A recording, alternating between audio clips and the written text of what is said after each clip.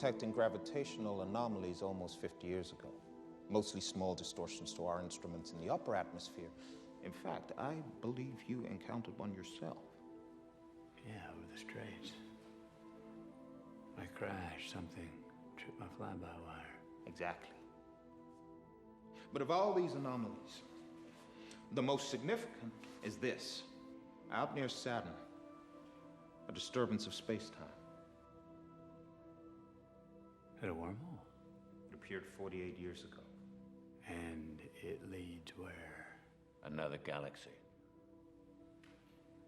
A wormhole's not a naturally occurring phenomenon. Someone placed it there. They? And whoever they are, they appear to be looking out for us. That wormhole lets us travel to other stars.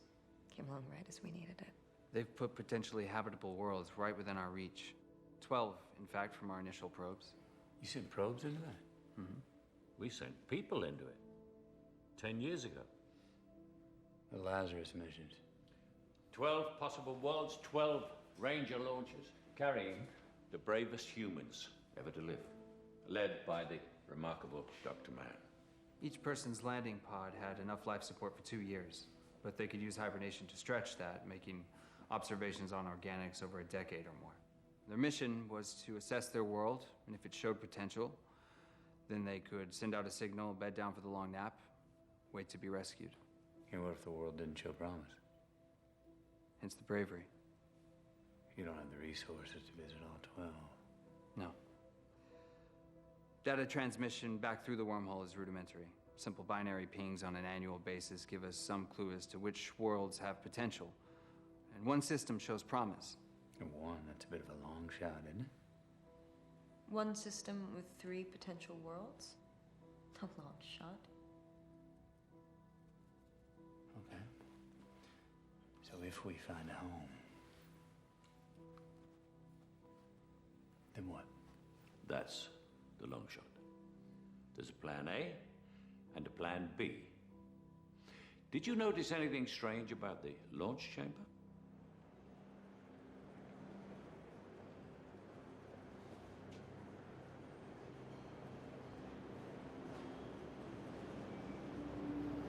Well, this entire facility is a centrifuge. Some kind of vehicle. A space station? Both. Plan A. How do you get it off the ground? The first gravitational anomalies changed everything. Suddenly we knew that harnessing gravity was real. So I started working on the theory, and we started building this station. But you haven't solved it yet. That's why there's Plan B. The problem is gravity.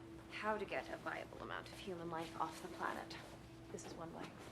Plan B, population bomb. Over 5,000 fertilized eggs, weighing in at just under 900 kilos. Well, how would you raise them? With equipment on board, we incubate the first 10. After that, with surrogacy, the growth becomes exponential.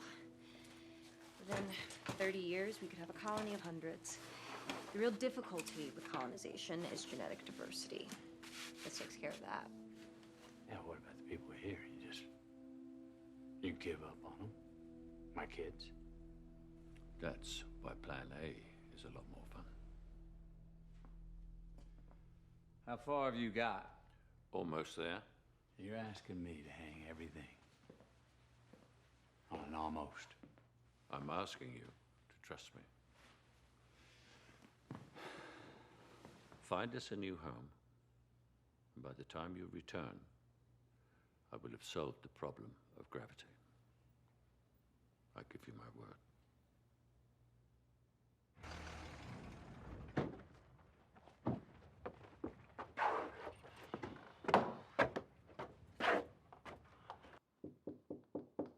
Go away.